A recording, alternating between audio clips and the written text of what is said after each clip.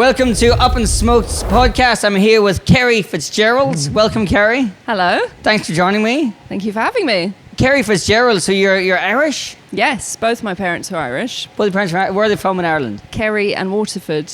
Kerry and Waterford. Can you understand them okay? Yeah, although my nan could never understand me when I was growing up. So my mum had to translate. Your nan was Irish? Yeah, from And she Kerry. could understand your English she accent? had no idea what I was saying, yeah. I can actually totally relate to that. When I first come to London and I got a job as a bartender, and I couldn't understand the English people. They couldn't understand me, I couldn't understand them, and I used to just always, if they said something, I'd go, exactly. And then you see the posh guys go, oh, he said exactly. So they must have thought I knew what they meant. Yeah. Just laugh it off when in doubt. Just smile and pretend wave. you. I hate whenever you get caught though, and they go, yeah. So what do you think then? You're like, I'm having so many thoughts. Yeah. So have you been to Ireland? Have you spent time there? Or? Yeah, so we used to go every summer, and then I lived over there for a while in the mountains. You lived in the mountains? Well, yeah, I mean, it sounds exotic, but it was Tralee in Kerry. Okay, nice. It is in the mountains. It is the mountains. And the mountain people. And I worked over there from when I was like 14. Every summer I had a job. What did you do there for the summer? Oh, yeah, I'd be over there for 6 weeks. One year we worked in a shop in a What Gael they pub. call the summer in Ireland, is that? They have such long summers because they broke up. They break up before. Yeah, you get 2 months in Ireland. Yeah, Here I guess a month, earlier. isn't it, in England? Yeah, we break up in August. They'd already be done in July. Yeah. And I'd go over there until September. So I worked in a shop once when I was 14 in a Gaeltacht. So nobody would speak to me in English. And I was on the till. So everybody's like, it's in... proper Gaelic place. Yeah, out. Did you learn any? Back west. I had to learn fast. Wow. My cousin would be translating, but they hated me because I sounded English. So it was a very fun summer. Yeah, that's weird actually. Yeah, you go there and they're like, oh, the English girl. The thing is, I can't speak. You can speak Gaelic now? Can you remember? I can't speak it. I know a few words. I can say Ishka, you can listen to it. You know when they're calling you Banya. names. Yeah, well, kind of. Yeah. I've never understood Gaelic. I mean, we used to have, because the channels, the kind of Gaelic channels didn't show up well in Northern Ireland. Like so TG4. All too fuzzy. Because I was calling, there's one channel I could kind of see, and I was always calling it Tanag. Okay. And then I spoke to a guy years ago when I was traveling in Australia, and I said, we talked about channels, and I was like, yeah, back then we used to get like the 4 channels, then you get the fuzzy Tanag. And he's like, Tanag? And I go, yeah, Tanag, the Irish one.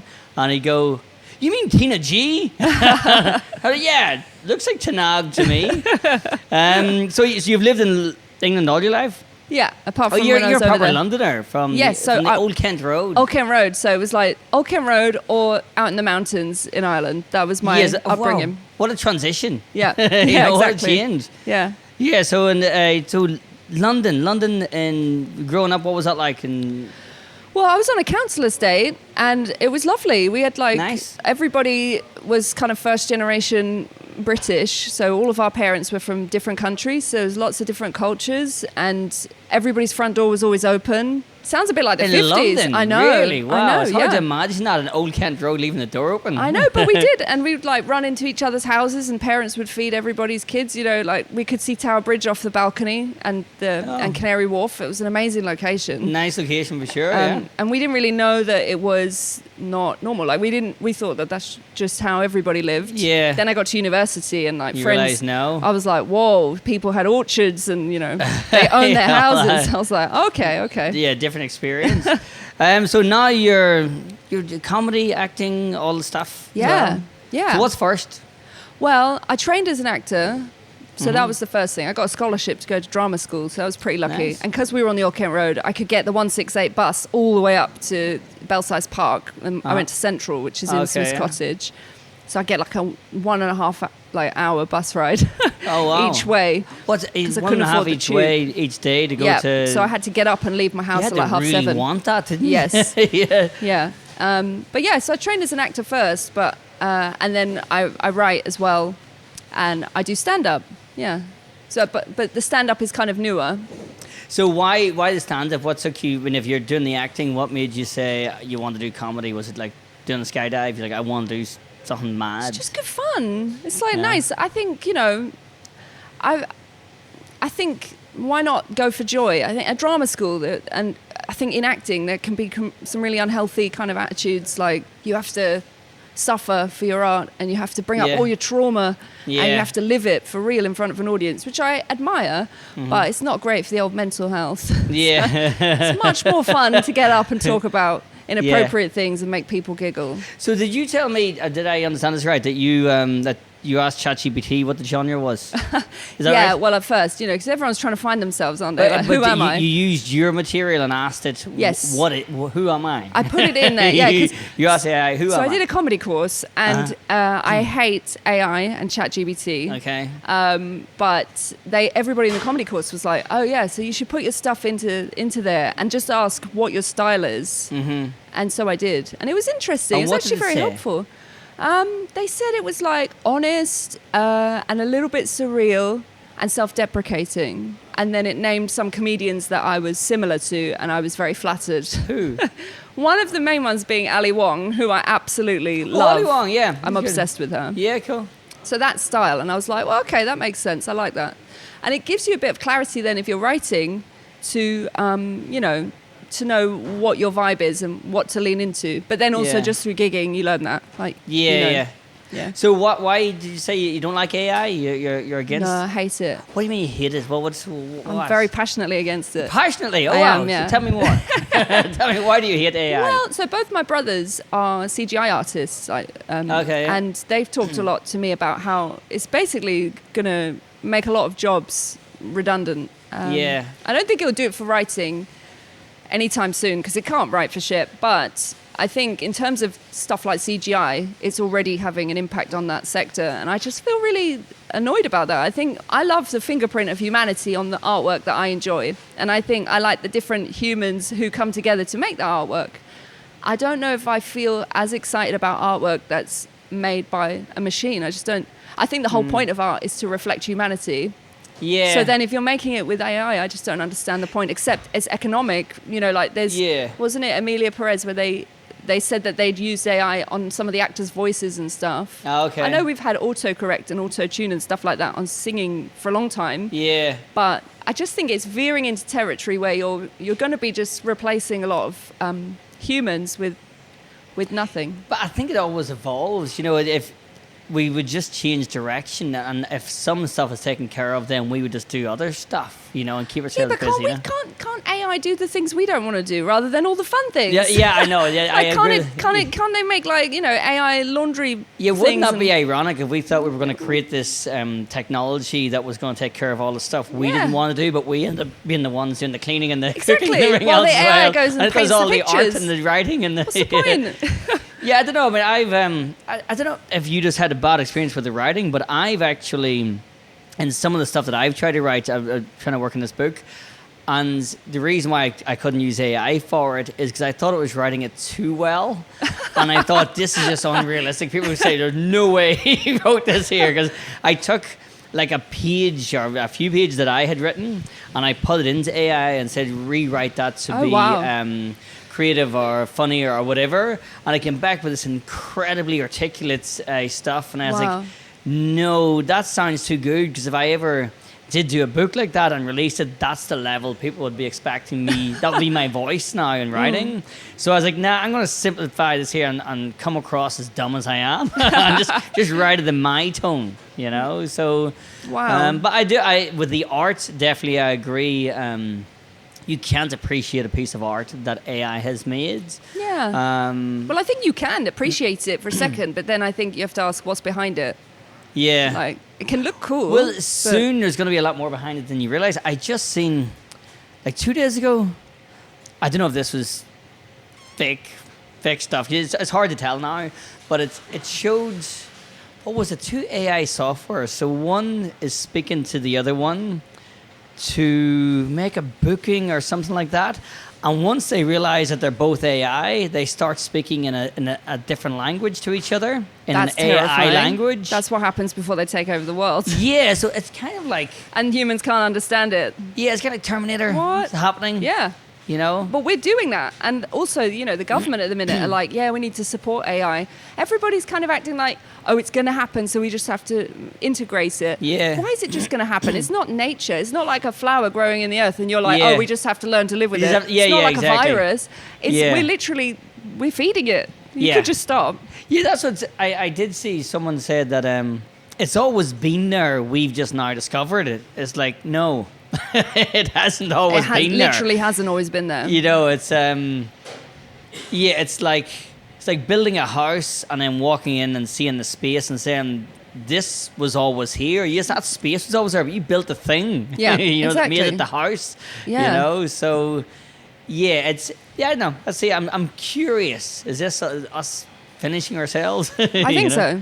And then what was that chip in the brain Elon Musk is doing, that Neuralink? Please don't. I cannot wait to sign up. Oh my God. What can you imagine? That would be so Infinite insufferable. Can I show you my phone? Yes, please. This is my phone. What? Now that tells you basically everything you what need are to you know selling? about my approach to technology. People do think I'm a get drug a couple dealer. of those. Huh? I know I'm from the Old Kent Road. But no, I'm not up for any of that tech. So you're proper against tech then? Yeah, but not in like an aggressive way. It's just a personal choice. I just feel like if I'm out of the house, I want to read a book. I want to look at the sky. I want to talk to a stranger. I don't really want a chip in my brain to tell me that someone's sending me a WhatsApp message. No, thank you. No, I guess it'd be too much. Yeah. You know, because even just with my earphones, if I'm in the gym, it's handy if I'm walking along the street and I don't have to take my phone out of my pocket because it'll read my messages to me. Yeah. But when I'm running in the gym, you know, listening to my Rocky tunes, trying to fire You're myself distracted. up, then it'll tell me it'll say, someone in LinkedIn who you have never heard of said this to this guy. And I go, oh, what? Yeah. You're ruining my vibe. So it can get intrusive. Well, also, I think, you know, like things like Facebook and Instagram, I do have them. I just do them in the evening at my laptop like a Victorian. But they have whole teams of people who are working out how to keep you on those apps. Yeah, I know, that's scary. It's all about dopamine release. Yeah.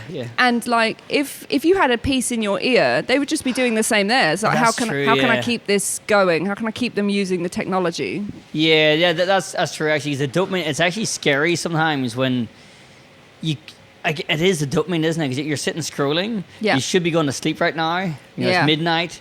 And then it's 12:30, and you don't know what it is you're looking for, but it's the next one. It's always the next one. Yeah, and it's that release. Yeah. Yeah. Whereas at least if I'm out of the house, I literally can't do it. It's like there's no.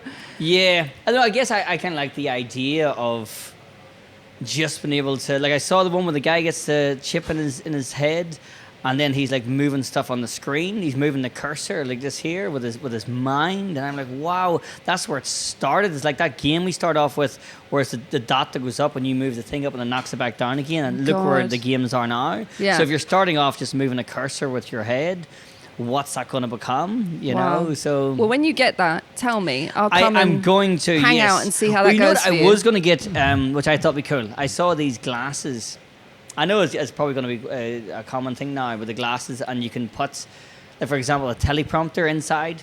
Wow. And I thought that would be cool. So you'll have a bunch of guys going out on dates who have written a script. Yeah. That they're reading. All your notes. Yeah. Well, I just thought for comedy. You know, you'd never forget you just have your whole set there, wouldn't you? And nobody would know. Oh, but again, sometimes the best bit of doing stand-up is when you forget where you are and you improvise something, and also it can be the worst, but isn't that where it's most exciting to be alive in that moment? I guess so, yeah. Because I watch, like sometimes I see Jimmy Carr and he's doing one-liners, and he's talking for an hour, and you're like, how? How is that? The memory. Because you couldn't be just drawing them all from memory now. There has to be an order for this here for you to not mess it up, you know? So in a few years from now, everyone's going to have those. That's sad though, because I think that there's like a fear of even just like the way you said messing up. I just like, what does that even mean? If you're just a human in the space with a bunch of people, there is no messing up. There's just being alive together. Like, you can't fail that badly unless you accidentally like kill someone during a stand-up set. Like, you know, if you just forget where you are, you're all just people in a room, in a dark room. You're just monkeys in a dark room. Yeah. Trying to make each other laugh. You've convinced me.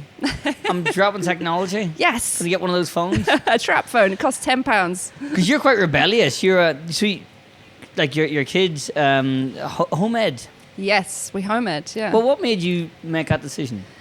Well, he would have gone to school in 2020, September. So that was also part of it. It was weird. We'd been locked inside for like 7 months. and then it would have been like, right, you go off, see you later. We're still shielding because everyone's still technically locked down except for all the school kids. That was the original reason, is because of COVID, and you thought part of the reason. I'd already looked into it, and I was already up for it. And it's weird because I think there's a lot of ideas about what it is that aren't accurate at all. You imagine children just on their own at home, sat facing a wall, reading a book. Probably in some cases they are. Well, you know? So homemade while they're all sitting watching Netflix or something like that. Maybe, but it's a minority. Like, you're generally just out doing stuff. Like, you know, he got really interested in Egypt recently, so then you just spend weeks kind of going to different museums and looking at everything that the British stole. You know, like reading lots of books, watching lots of movies, like whatever, meeting other people who like the same things. But what about the English and the maths and stuff? Have you got to sit and do like a class for that, or you don't have to? I mean, you naturally get exposed to all of that stuff anyway. But we do sort of follow the curriculum. So we'll do like an hour of structured learning a day or something, where you specifically look at like English and maths. But if you think about English, if you're reading the signs on the tube, or you're in a museum looking at an exhibit, you're reading constantly, you're being exposed to literature constantly, it's all around you. If you're baking a cake, you're reading the ingredients, you're reading how much they weigh, you know, there's so many processes within that you're learning from. So learning happens everywhere, and it's not just in one way. I love the idea. It really sounds like the dream as a kid, that you just get up every day and it's like, what are we learning? What are we doing? I mean, we have a structure. So he does a lot of music classes, and he's done dance class, and he does forest say music school. class and dance class, you're sending him there, or you're home teaching him the Running Man? Or he has people who teach him those things, and then he went off to forest school as well. So it's like a balance of spending time together and going to groups, and you know, it's just. And then if I've had a filming job, he'd come with me. You know, I went away and shot something. He came away for a week to do that with me. So that was good fun.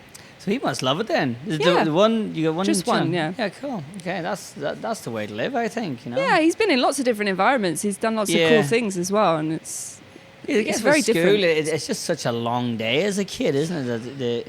Yeah, I mean, and you know what? It can work for some kids, and I'm not anti-school. I loved school. So even though I was in a very poor place, you know, we were lucky. We got a lot of government funding in our primary school, and we had like a kiln, a dark room. We had our own swimming pool, and we were in the middle of a very poor, deprived council estate, but we just somehow had this brilliant setup. We wore our own clothes. We called our teachers by their first name. What? It was like this weird hippie school in the middle of London. This was in your village? No, this is on the Old Kent Road. Oh, sorry, Old Kent Road. Yeah, that's right. Yeah. I was thinking of Ireland there for some reason. Yeah, Old Kent Road, London. But it was in so London, strange. we were in your own clothes. Yeah. That's how London schools are, though, aren't they? My cousin went to. But not now. Not now. No. So that's the difference. So this experience I had at primary school, which was kind of not normal in the 90s, but was not as strange as it would be now. Now that would be like a private school for kids. Yeah. You know, we had a lot of free time, a lot of unstructured time and stuff like that. Now the national curriculum is like really heavy from the minute you enter, and you're doing exams from, I think, year one. So it's just very different. Yeah, it's quite different. My cousin went to a school in London. He moved here when he's like 5 years old, and he went to school in Hackney, and whenever he described going to school, like, we always had all of these books and all of these homeworks and stuff. He said, I just used my bag to carry my football. Oh, that was it. You know what, though? My Irish cousins, their backpacks going to school, I had no homework, until I was maybe 12. They were going with heavy bags that were bigger than them. I guess that's the great thing, that your kid will not have homework, I guess. No, well, no. You're constantly learning. Well, it is homework because it's all at home. But exactly. I mean, you're not sitting, because I would be there sometimes like 10 p.m. just doing doing whatever, and it's tough. Yeah, I mean, but sometimes he'll get inspired to do something at 10 p.m. He'll be like, "Can I do this? Can I read this book, or can I look at this worksheet or whatever?" But it's not. It's self-motivated, so it comes from them. You obviously put a structure in place, but you're giving them the space to discover what they want to learn, and you're facilitating that. Yeah, that sounds really cool. But then, if he wanted to go, because you did drama school. Yeah. If he wanted to go to drama school, kind of homemade? Can you get qualified in that way? Or yeah. You can do your GCSEs. You can do whatever exams you want, however you want them. Yeah. Oh yes, I guess you'd still just do GCSEs individually like that online or something like that. There, yeah. You can go in and do them. You're just like any other student. Yeah. And the thing is, childhood is long, and you get to make life is long. You get to make a lot of choices and change your mind, and you don't have to just stick to one thing. And I like all of that, but I was saying a second ago, I'm also not anti-school. I loved my school experience, and I got, I did an undergraduate degree, I did a postgraduate degree. I've taught in universities, I've taught in schools. I love that. So the thing is, you have taught, so I guess that's an advantage, isn't it? Yeah, maybe, but to be able to do it, I mean. Yeah. Maybe, but I know a lot of brilliant home ed parents who don't have any kind of background like that, and they can do it just as well. I think it's more, if you're doing one-to-one learning or you're facilitating one child's interests, you're just going to be you're going to be responsive, aren't you? Yeah. Like, there in the moment. You can do that. You can't, if you're looking after 30 kids, it's slightly harder. Yeah, that's definitely a difference in our school, it does work for some kids, and some kids have a great time. So I'm not anti-school. But this is just the path we've chosen. And for now, because, things can change. Yeah, because whenever I was in school, I was quite rebellious. But what it was that annoyed me? I always thought, you're not here to tell me off. You're here to teach me stuff, okay? Yeah. Stop giving me a hard time. Just tell me how to count this or do, whatever. And teach me. Because it's like the power went their heads. I always thought the power went their heads of the authority. But in reality, they're probably just annoyed with all these annoying kids running around. I think they're exhausted. Were you at a Catholic or were you at a religious school? No, just a regular. It was a Protestant school, I guess, technically. But it was just, it wasn't about religion or anything. Yeah. So I know some of the schools are more like about that stuff. Very strict. Yeah. Especially secondary schools. Yeah. That I've known of. Yeah, ours wasn't. Was it strict? I don't know. I wasn't really, because I got away with so much. If I was a teacher and I had to teach me, I would have pulled me into some little room and just kicked a tongue out of them. My mum hated school, and she said she remembers that the teachers used to just make her run around the building as punishment. So like when she wouldn't listen, they would just make her run around the building like 20 times. And then she worked out she could run past the window maybe twice and then just sit down and then time the rest of it and then come back in. Yeah, because the punishment wasn't bad enough, because like there's quite a few things. Like I was so rebellious at like 15, and I'd just walk out of school, light up a cigarette, and walk away smoking. I did not care who see me. Whoa, bad boy. And all they would do is make me go and stand at Mr. Lockery's office, and he'd say, "You're going to stand here," and I just stand there. Wow. But nothing happened. I just stand there. There's no smacking or anything. Yeah. So it wasn't really anything to be afraid of, Yeah. So, and I got suspended a few times. It was just some time off school. Went and did some apple picking. Made a few quid. Got some little bottles of vodka and tobacco and stuff with it. And so. Crazy. But I you guess were a wild child. Only, I was from, I don't know why, but like from 14, 15, I just, don't know. I just started just doing whatever I wanted. I didn't care. But up until then, I was quite good in school and stuff like that there. And then, I don't know. I never really thought about that. I can't. I admire that. I admire that perspective, because I had the opposite. I liked being good. I was like a good kid who wouldn't break the rules. I was afraid. No one could hit me either. There was no corporal punishment. I don't know what I was afraid of. I know that's the thing. Once you realise that they can't. It's like that moment. I don't know if what it was like for you, but when your mum gives you the wooden spoon, I don't know if it's a real Irish thing to do when you get the wooden spoon. It's that moment when you get to a certain size, when she hits you the wooden spoon, it's like it's not sore anymore. And you're like, there was no wooden spoon in my house, but I think there was Irish on the back of my spoon? hand. There was like a smack on the back of my hand. Okay. And it was a tap, and I remember saying, that doesn't hurt at all. Oh, you don't tell them. Oh, I did. Because at the time, I was obsessed with watching Bottom, the BBC comedy with Rick Mail and Adrian Edmondson. I was obsessed with that from the age of like 3, and I could recite the whole of series 2, word for word. Oh, wow. It was completely inappropriate, but my brothers are 11 and 12 years older than me, so they just let me watch whatever I wanted. And so that had a load of violence in it. And so, she smacked me on the back of the hand, and I was like, no, that doesn't hurt, actually. And then they were like, you're watching too much Bottom. You can't even do that now. You smack the hand, you're in trouble. I mean, if you're doing that as a parent, you've lost already. I mean, kids are reporting parents now, aren't they? Well, so they should, because I don't think... Well, it depends on the time. In my time, it was pretty standard. Well, exactly. I think... This has changed now. Because my mum would even go down to the bottom of the garden, take a big stick off the thing, and then she'd walk up the house peeling it so you could see her peeling it, and then come and make a noise with it. That's a different time. That is a different time. But fun times, No, I guess it was part of our culture. I don't know.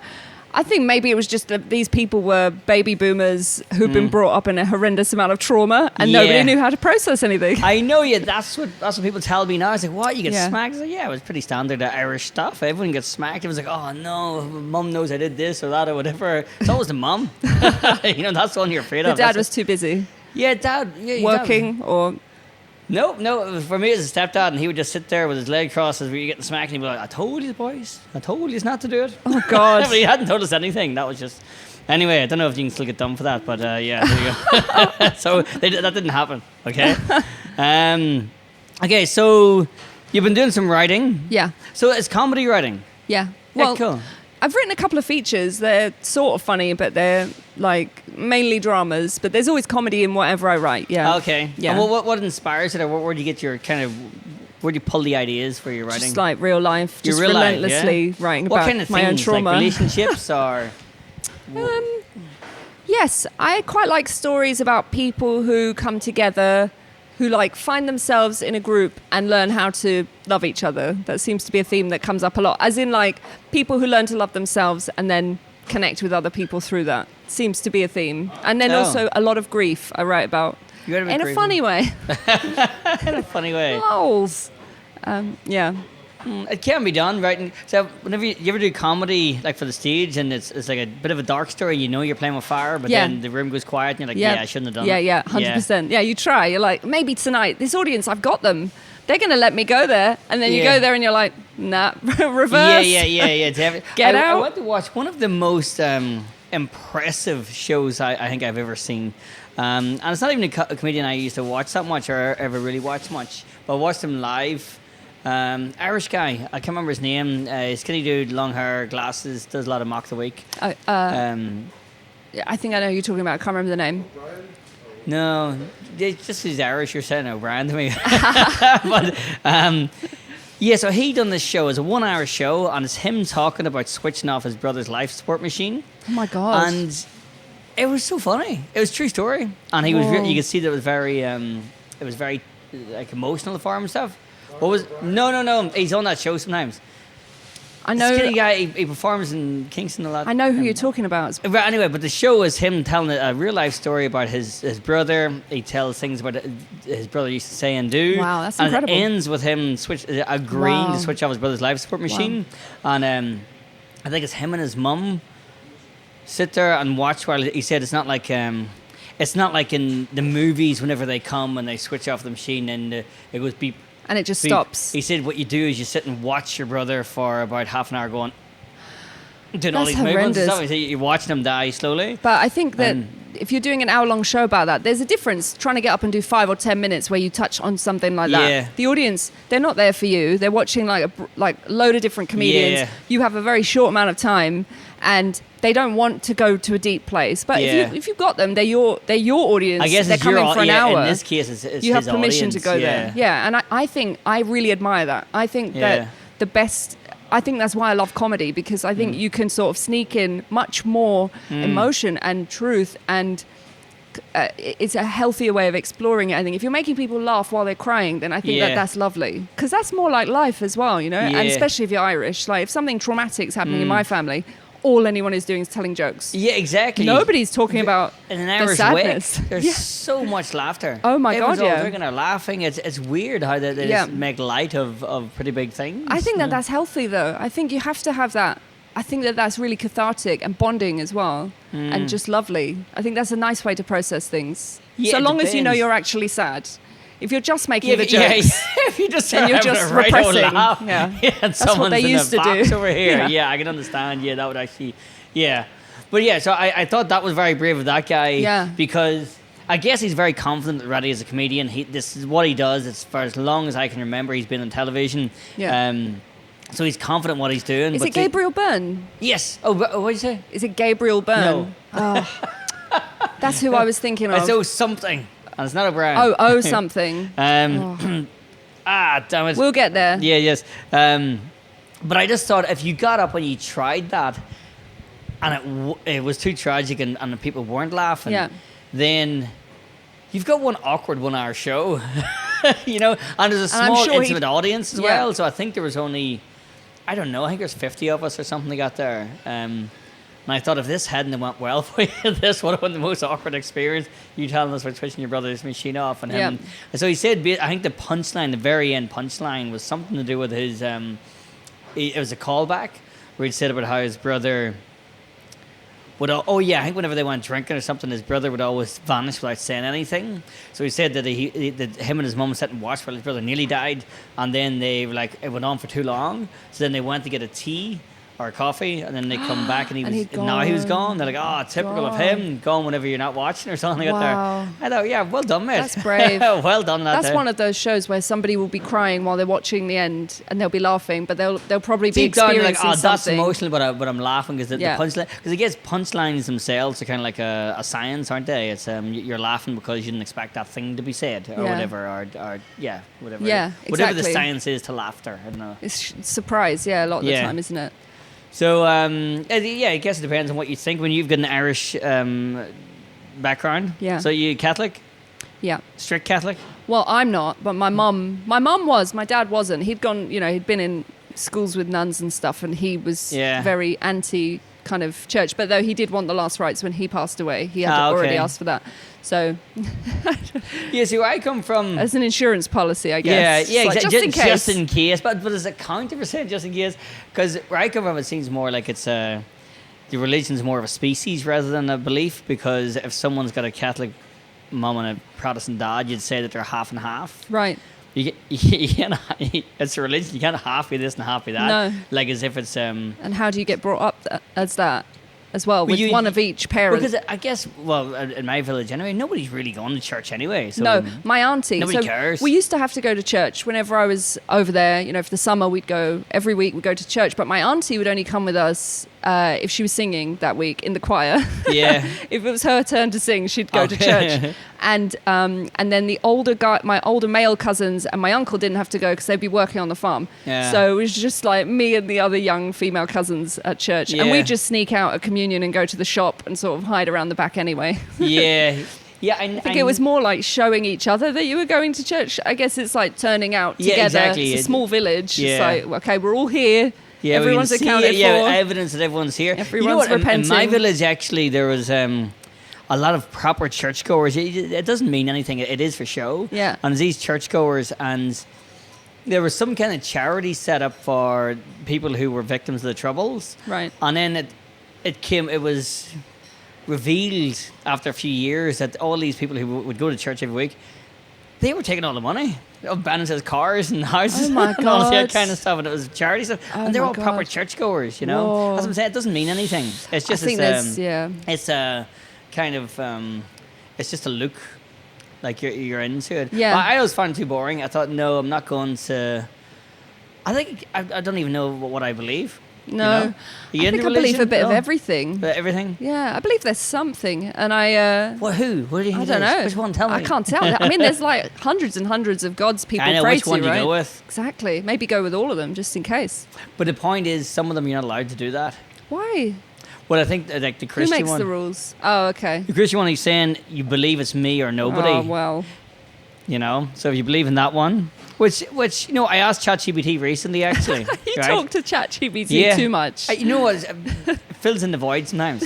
So I said to ChatGPT, I think I was scrolling. This is just sad. I was scrolling and it said, ask ChatGPT. And it says, it's a Christian guy saying, ask ChatGPT which one it is. Right. And he says it's going to be Christ. So I was like, I'm going to ask. Like the exact words he asked. And first of all, I left out one part of the sentence where, the important bit was ask it to answer in one word. Yeah. So I didn't say that bit. Oh. And it gave me this breakdown of all of the likelihoods and ratios and possibilities of all the different religions. Statistically. And I was like, okay, cool. So you've given me all that there. And it said if this is a simulation, it's most likely going to be the Hindu religion. If it's whatever, it's going to be more likely Christian. And I was like, okay, I'm going to ask it again. Which religion is the right one? Answer in one word. If you had to answer one word, and it said Hinduism. And then I scrolled back and it had said, if this is a simulation, Hinduism is the most likely one. I think because Hinduism, I don't know the religion that well. Is it where you keep coming back or something like that there? I think Hindus believe in reincarnation. Do they? I think so. Yeah, I'm pretty sure that's what it is. Or you keep coming back until you reach perfection. Yeah, is that Brahma? Am I making up a name there? I don't know. For like the ultimate god. But statistically, like, what makes that more probable? Is it because it's the oldest religion? This is AI. It's got infinite knowledge, and this is what it says. So I don't know. I'm interested in this. I'm curious though if that was the case, and the Hinduism was right, and you keep coming back until you're perfect. Yeah. Then, if you ever meet someone who's on their last time before they've made it, like before what do they look ascend, like? They're just these beautiful people who just say the right thing at the right time. Yeah. They're flawless. And you're like, God, this is the only lifetime we're going to know each other. And this sucks. is your last one, mate. That's a love story. For the end. That's a rom-com. And then you meet someone who's on their first go. It's like, who the fuck is this idiot? You can see it's his first time living. Come back in 10 lifetimes. yeah, exactly. So if that is the case and you're learning each time, then your first go. That went deep there.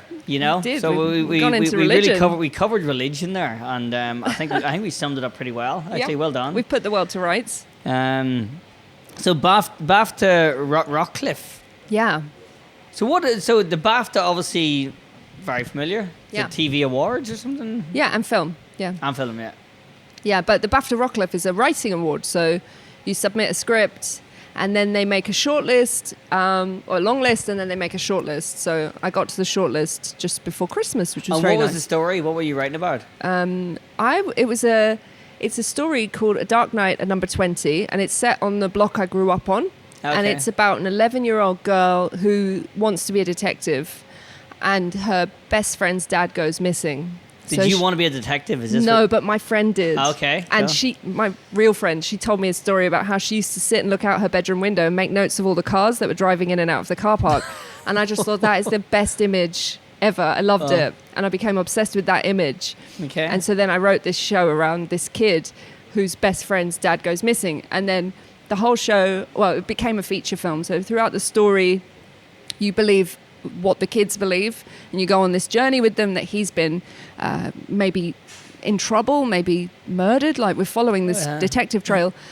And then at the end it transpires that he's actually just gone back into prison, and the kids have made up this whole kind of journey to kind of understand what's going on, because the adults aren't telling them the truth. So that was nice. It's good fun, and it's set on my block, so that was nice. And this is a short story, is it? No, I mean, it started off as a TV show, and then I turned that into a feature, and that's what I submitted to the BAFTA Rockcliff.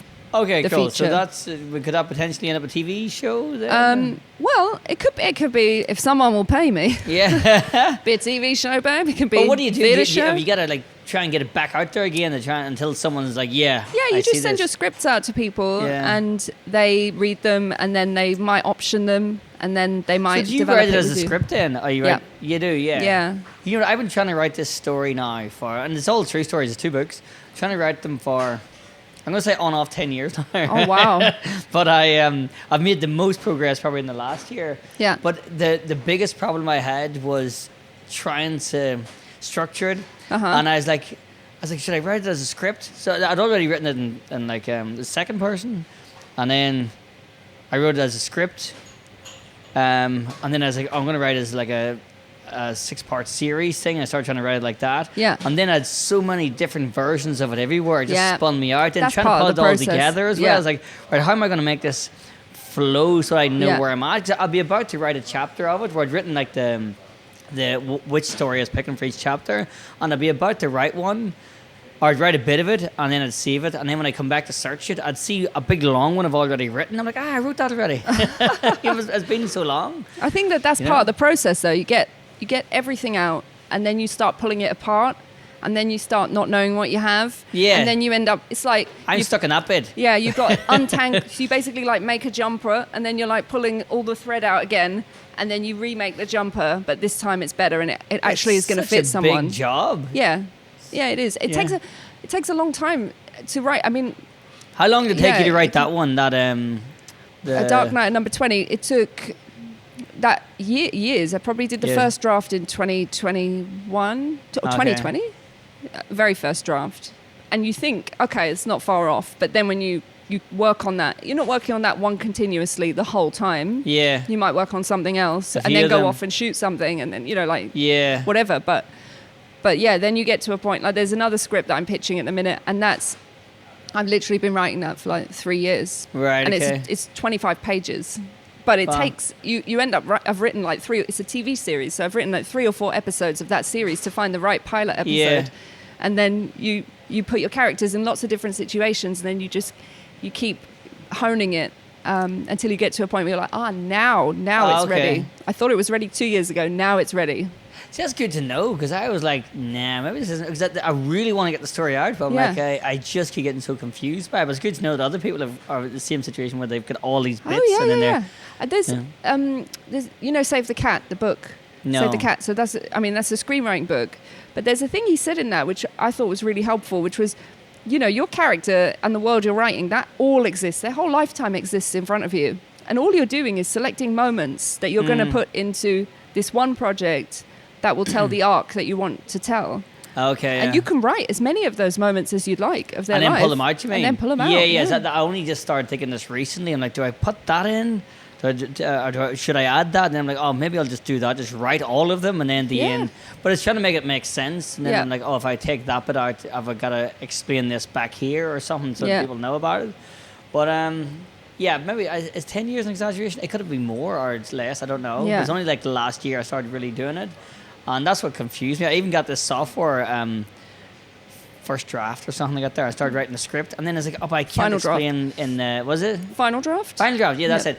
And then I was like, but you can't explain when you're writing something, you can't give it context because it's just a script, if I'm understanding correctly anyway. But you put it in your action line. So what do you mean by context? Do you mean like backstory?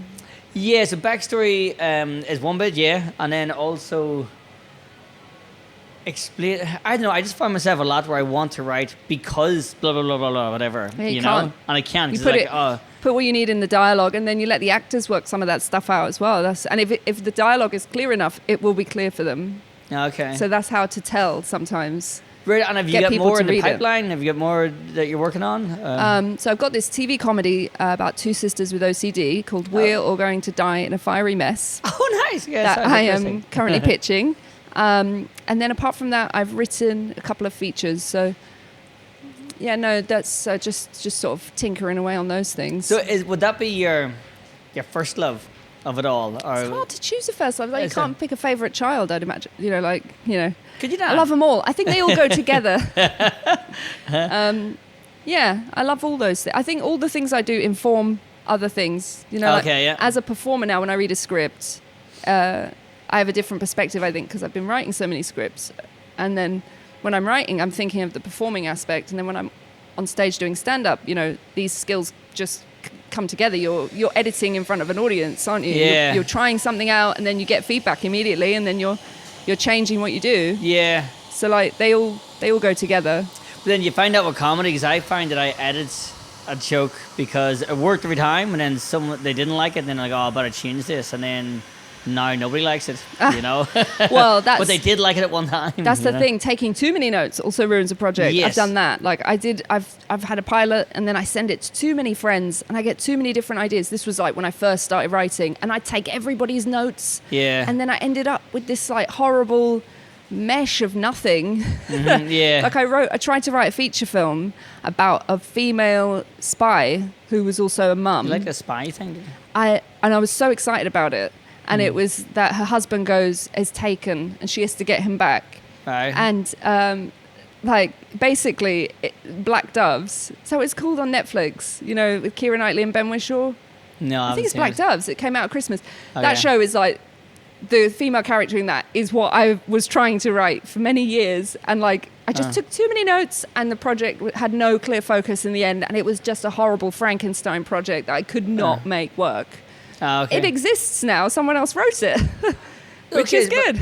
But as it's so close to yours that you can't use yours. Yeah, now? I think that I think it's Joe Barton who wrote that show, and it's brilliant. I think it's fantastic, and what he's done in it is what I wanted to do. So no, I don't think. So you've got the idea, you've written it down, and then someone else goes and they do it, and you're like, he did it better than I would have done it. I wasn't skilled enough to write that project at that time. It was and so ultimately I was just like, I want to see a woman who's a spy, who's also a mum, who's like completely can handle herself. Yeah. And but doesn't always have to be this perfect coiffed, sexy kind of Angelina Jolie type actor. I know Keira Knightley is, she's gorgeous, but like they have comedy in that, they have imperfection, and she's juggling motherhood and stuff. And I'm just like, this is brilliant. I love it. And no, I don't mind that someone else wrote it, because I think I learned a lot through that editing process on that project. Yeah. And a lot of what not to do. So I don't go to as many people for feedback and notes, and I don't take all the notes anymore,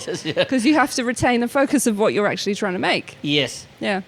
Okay, cool. So so that's your future ideas then. And improv, you do some improv? Only a little bit. So that was not like sketch improv, like I can't do improv. Really? I can do it probably in real life. Yeah. If I'm in the moment, I can take a funny stuff to say or whatever. But see, trying to do improv comedy. Yeah. I did like an MC course once, and I was on the stage, and he's like, right, and he just started throwing stuff at me, and I'm like, that sounds tough. I've got nothing, mate. I don't know what to tell you. I think it depends. So we did when I left drama school. So we did a comedy show, which was a comedy lecture. It was Purple Ostrich Productions. It's my theatre company. Oh, you got a theatre company. Yes, although we haven't done anything for a few years, but yes. But you've got a theatre company. Yeah, anyway. yeah, we did a lot, and we did comedy lectures. So we did a lot around Trump getting elected, and we did a lot of improv with the audience, and then we'd have bits that we'd written, and we'd take real news articles and reenact them, and we'd make fake adverts, and we did all kinds of audience interaction. We get people up on stage in scenes with us and stuff like that, and it was chaotic and really, really fun. Yeah, so that's the kind of improv I did. So it wasn't like sketch improv. It was right. And you said you did a show around Trump. Yes, called Badge of Honor. You called what? Badge of Honor. Badge of Honor. Okay. Yeah, and it was all about owning and maintaining a vagina. Okay. And it was because he had just said grab him by the pussy. So we did. It was around that time. It was that era of Trump. So what way did? Because I seen one comedian, and he's like, he did some really funny stuff about that. He's like, how do you even grab a pussy? I mean, what kind of low hanging, It was, I mean, I can't remember any of the specifics of that show, because I try to block out as much Trump as I can now. You don't like Trump? No. So you would have liked Kamala? Yes. I was hoping that she was going to run. When they were saying, Biden's going to have to step down, I was like, maybe Kamala could step up. Let's go. We're ready for this, right? As a society. And it was unfortunate that we weren't, I think. Yes, it would have made sense maybe in the beginning whenever you could see that he had issues. But I did notice, what do you call him, hates Trump, Robert De Niro. Yeah. And I haven't saw the movie, but I just saw a trailer for a movie a few days ago with him in it, with Robert De Niro in it. Yeah. And the president was a black woman. Yeah. Then I thought, he's obviously got involved in this movie purposely to be like, it seems like some kind of fuck you, you're not the president, she is, or something like that. It's more like a statement or something like that. Yeah, maybe. I don't know why America wasn't ready for like a female president. I don't think it's because it's a female. Me. I think she just really wasn't likable, So I don't think it's anything to do with the female thing. I think it's interesting though that often females have to be likable. That's something that comes up a lot, actually. As well. Like they would say that Donald Trump, he's funny, and that's what I mean. I know a lot of people feel very differently about that there, but a lot of stuff he's doing is funny. I think he does good. If it was Obama's wife, you'd probably like, she seems like she's talking. I wish that she ran. Yeah, Michelle. Whereas Kamala would be laughing about how she put parents in jail and all this here kind of stuff, and saying all this really evil stuff and laughing, and talking about how she loved the power when she was able to send people into prison with a swipe of her pen. That sounds kind of terrifying. Yeah, so whenever I saw that, I was like, oh dear. But then it's interesting because, like, when I write female characters, for instance, a lot of the time the feedback I'll get from mainly male producers, like no shade, no offense, but I think that this likability thing comes up a lot. I'll get like if I write a male character who's just competent and really good at his job, and kind of arrogant with that, it will get kind of through more phases of development before somebody says, do we like him? Whereas if it's a female character who's very good at her job and just tells everybody that straight away, the first note will be, I don't know if she's that likable. Maybe she needs a little bit more kind of, maybe she needs to be an underdog. And I don't know. I also think even on stage doing stand-up comedy, there's a likability thing. I think you have to be likable or you have to be really mean. There's a big gap in the middle where women aren't really... Do you think that's a gender thing? I know like for TV, Anne Robinson, she did really well Yeah, as but this it's not that other. likable person. It's the other end of the scale. Yeah. You need to be like mean, and hold the power, or very likable, and in the middle is kind of, I don't know. Yeah. Whereas guys I feel like there's more Yeah. permission to maybe just be. We don't need. Yeah. And I think in terms of likability, I don't know about Trump being that likable. I think he could be funny, but I don't think anyone would trust him. Because I always preferred him over like Kamala or Joe Biden. But I can see when he starts talking, like whenever he had that meeting with Zelensky and Vance, it just seemed like two school bullies picking this guy, and I was like, I was cringing watching it. I was like, come on, man, you're a grown up, Yeah. What are you doing? Yeah. So I see things they got there, and like that's not funny or whatever. But Yeah. there's the other stuff where he shoots people down, and he's quick. Was that? He's quick. He's very quick. He's very. Although sometimes he's also not. Sometimes he goes off on a tirade. Like I he says read weird some of stuff. his rants, and I'm like, I don't even know what you're talking about. Yeah, he said something. Just people eating random dogs words or something at one point. Oh or yeah, they're eating cats dogs or and cats. dogs Yeah, and but dogs. then the But funny. no one knew what he was talking about. But do you know what? That's like, so in the moment, that's like, oh, what? That's hilarious, maybe, like this weird statement he's made. But then people actually went and were protesting about these people eating cats and dogs. And they got violent, it got dangerous. So it's this thing where you can have a clown running the country who's very funny, but some people don't think he's a clown. They think he's an actual politician, and they believe what he's saying. And I think that's where the danger is. Yeah, I definitely agree with that. Although I have to say the thing I like about him the most is that he isn't a politician. And I'm actually of the opinion now that no country should be run by politicians. They're the worst people to run countries. But it is their job to run countries, though. Yeah, but the problem is... like, if I go in for surgery, I do want a doctor to operate on me. That's true, but then these politicians, they're learning politics, they're not learning... what you need is the top guy in economics, the top guy in like the Trump's running it as a business. I like that, or the people he's picked. It's not a cabinet, it's whatever it is, the word for it. But he's got that guy who's the descendant of the president from years ago.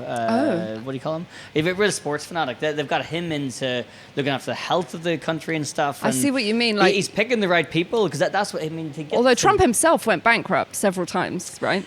Yeah, but even I watched I think it's a Netflix show of him, and he does business how I'd never do it, but he's very smart and he's done well. Like it's bad what he did. I guess he did a deal with New York City. Yeah, that he would be allowed to build Trump Tower and not pay any tax for 2 years. Yeah, and the end of the 2 years, they asked him to pay tax, and he sued them and won, because he said he was bringing. He was cleaning up New York City. He was making it a better place, right? And that's shrewd to say that, to do that and get away with it. Yeah, So I think there's a movement at the minute, isn't there, where people don't want politicians? Yeah, definitely. They're sick of them. And I think it's important that people with different beliefs can talk about that without being angry at each other. Like I really do.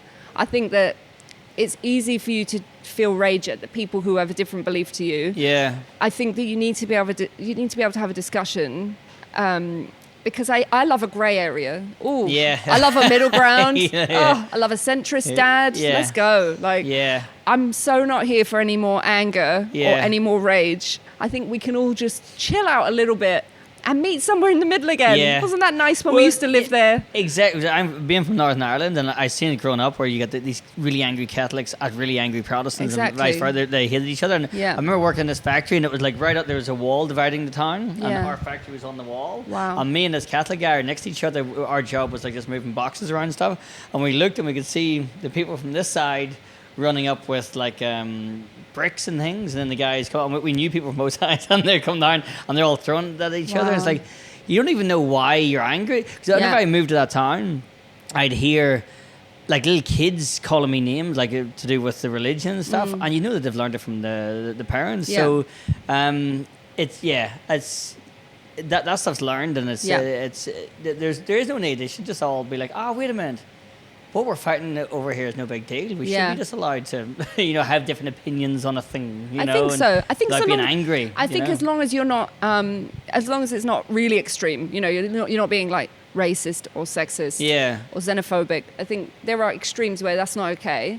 But I think I think there is a lot of people who have moved more towards Trump or Farage, for instance. Yeah, Farage, he's getting quite an increase now. I think if the left want to, I think if we want to make peace, which I think should be the priority, because we're getting more and more divided, I think we need to try and understand why people are going so far to the left, why they're going so far to the right. Yeah. And I was just thinking that recently, yeah. Otherwise, what kind of world are you going to have in 10 years? I mean, it's been a hard 10 years. Yeah. But it's interesting you're saying about that Northern Ireland. So my friend grew up in Newry. Newry, that's next to me, yeah. Yes, and he's 40-something, and he remembers, like, literal kind of, military and, like, police and hard borders and stuff. Yeah. And I think a lot of people don't know how hard it must have been to be in the north of Ireland, like before the Good Friday Agreement, and to grow up there. And when he tells me these stories, it's like, oh my God. Yeah, it's quite different to how that's actually what I'm writing the books about. Is that like we were told to block roads at one point, and like we'd hijack a lorry and make them park sideways so the cars couldn't drive through, and we'd all just sit there. The camera crew would come and stuff and say, angry loyalists block roads. But half the people I was sitting with were Catholic. we're just getting days off work because we were allowed to. Crazy. It was permitted that we would go and do things like that. How do you feel about Brexit? Because I know, so you're pro-Trump and maybe pro-Farage, but obviously Brexit puts the Good Friday Agreement into jeopardy because you might have to get a hard border back again between the North and the Republic. Just out of interest, I know you're meant to be interviewing me. Yeah, no, what are your thoughts on that? How do I feel? I don't know. I don't know what the solution was, but I don't think there has been one. I think they're just like, we'll make a decision later. They're just leaving it open. Yeah, well, I have to say, because I'm Protestant and everything else as well, and I don't know if I'll add it to this bit, but I don't even care if they made the United Ireland. I don't care. I don't care enough about any of it. Yeah. I was never into the politics. Yeah. So hard border, I can see that the people are going to fight it out. They're going to come a solution between them. Yeah. And, whatever it comes, I live over here anyway. Because I think that's what I was most angry about with Brexit, was that it was messing up Ireland again. Because I thought, you guys, we only had peace there. I know that there was that progress, and I kind of set it back a little bit. Someone should have really thought of that before they... I know. But then the Brexit idea was terrible anyway. Although my dad, Irish, voted for Brexit just before he died. So the last thing he did. Your last and insult. all me and my brothers did was give him shit about it. Okay, cool. So I got it, right, cool. Okay, well, we're going to wrap up in a second. It's been great talking to you, Kerry. Yeah. Oh, sorry, I'm just pouring more beer. Yeah, just keep going. Well, we've got more to come as well, so don't worry. Anything you'd like to plug before we go? Have you any shows coming up, or any book, or anything you'd like to tell this camera about? Oh, I love this. I don't know what's coming up, to be honest. If you're a producer out there and you're looking for some brilliant TV comedy from a working class, also Irish writer, then hello. Follow me on Instagram at Miss Kerry Fitz. You'll see stuff there. That's it. I've had one beer, guys.